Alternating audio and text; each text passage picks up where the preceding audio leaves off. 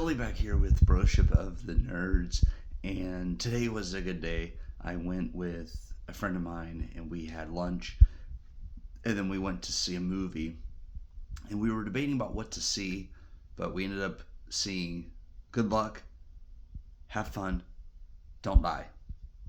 Now, I watch a couple of YouTubers. I try to limit how many content creators I watch per interest area, but I watch Cody Leach, and he talked about this film, and I was like, you know what? I'm finding that some of the films he likes, I like, and it just sounds fun, just the title and everything. It's like, let's go check this out. So my friend and I went to see this film not knowing what to expect, and wow. I'm not going to spoil every detail of the story, but this movie is very off the wall in a fun way, right? Just when you're like, there's no way this can get more bizarre, and it's like, oh yeah, yeah, I can. And I like to have one of those films minimal a year. So like last year, Death of a Unicorn and Novocaine were like that. More Death of a Unicorn, but once again up my alley. And then there was the Drive Away Dolls being really wacky and out there, and Mickey 17, but I still like them. And the basic premise of this movie is guy shows up at this diner and says he has ran through this scenario 117 times, but he has to get the right combination of people to stop an AI. And there's a lot of commentary here, and there's a lot of like what you could pick up on, right? Or like how you perceive it, but like people being obsessed with their phones, right? Like you have students who are staring at their phones like zombies, and that's so relatable. You go out to eat, and like I'll be chatting with my friend, but then I'll look around at other tables, and there are people who are on their phones all the time. They're not even talking. They're not present. They're just there. They are on their cell phone, messaging away, scrolling through reels, rather than paying attention face to face. And when I was a kid, you would ride on your bikes and play outside and watch TV, but there was a balance to it. Now you have too many choices to where you get like paralysis, right? From too many choices. You're overwhelmed by how many things you could be doing, and then you end up wondering what you should do rather than doing any of those things. And I've done that before, but then I remember what it was like when I was younger. It's like, yeah, I can do this. Um, the guy at first, you're like, this guy is just totally insane. And he is looking for a combination of people that works, because there's certain people who, when he's had them in his group, they failed. And he's like, no, I need some different people. And it's just so cool that those people are in that diner at that time, and those are your options. And you're trying to redo over and over until you succeed. And then you wonder, like, what's real, what's not, are we part of a simulation, that sort of thing. And I really like that. I really enjoy that this movie is not afraid to have fun. There are so many different wacky things that happen, and just so many things that are completely like, whoa, did I really just see that? And the answer is yes, yes, you did.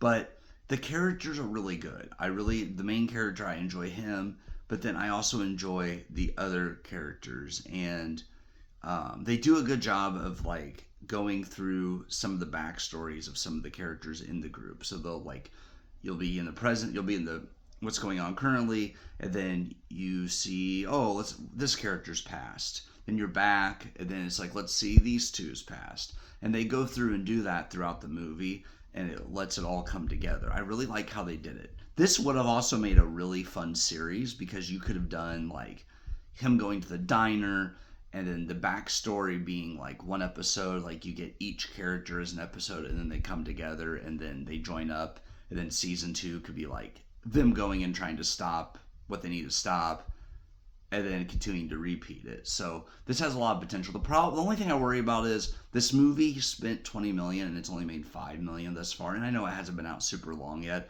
but I just hope that it at least does well enough to where it breaks even, because I want to see more movies that aren't afraid to take a chance, who aren't afraid to tell the story they want to tell. And and I will go watch sequels, series, trilogies, that sort of thing. No problem. I'm not saying anything bad about that. But what I mean is, instead of like live action remakes and all this other stuff, I'm a fan of, here's an original idea, or here's something where we wanted to try. So like Death of a Unicorn being one of those. Companion, I really enjoyed. Mickey 17 was its own thing. That way, by the end of the film, you can say, okay, maybe they didn't knock it out of the park with every swing, but they were at least willing to put the ball in the play and see what happens, right? They're willing to take that chance. And I love when movies do this. So I'm all about seeing sequels and everything like that, but I also want to see more films where they do their own thing. And yeah, I enjoyed this film. It's wacky, and by the end of it, you're going, huh, that was really entertaining. And it's not one of those films I would watch like over and over again. It's one of those films that I would probably want to watch with friends and like other friends of mine that are into film, what their thoughts are on it, and just sort of like a let me pick your brain with this one, right? Because there are certain films like Spider-Man: Homecoming that I could watch, pretty frequently. But this is one of those that like I don't necessarily know if I'll buy it, but it's one that I enjoyed. Your Monster is another one that I enjoyed that's unique. But yeah, I just liked it because it did its own thing. And the cast was great in this. I didn't really know that many people going in, which maybe enjoyed the film more because a lot of times when you go to a film with a well-established actor or actress, or at least I do this, I'll go, oh, they can do this and this, so maybe it's going to be similar to that. Michael Pena's showed he has more range. I like his character in this. He doesn't do the same like hyper character that he does in Ant-Man, so I really enjoyed that. We got to see a little more range from him. And the problem with film collecting is I was talking to one of my friends, there's always a film you don't have that you want. So like my rule right now is I'm trying to buy stuff I've already seen. That way I'm not adding to my to be watched pile, which I am starting to get through. I think I'm getting closer to like 350 something, 360 movies that I'm for sure keeping, and then I'm just continuing to go through. And slowly I'll look in the piles again and go, okay, yeah, that one I'll keep automatically. I don't need to rewatch it. And then others is like, I want to rewatch. Because the point of this is to weed out the films I don't want. So this is one of those, at least a one-time watch. It's enjoyable. I'm not saying that it's gonna be for everybody. If you enjoy wacky, goofy, random, over the top, this movie's for you. If you enjoy more of like I want organization and I want everything to go perfect and I want the happiest ending ever, this isn't for you. This is one of those just if you like off the wall, you will enjoy it. And I myself try to give every movie a fair chance. But what I've decided to do, guys, is at the end of the year, instead of going in and giving out awards like Best Actor, Best Actress, because it's all biased, because it's my opinion, right?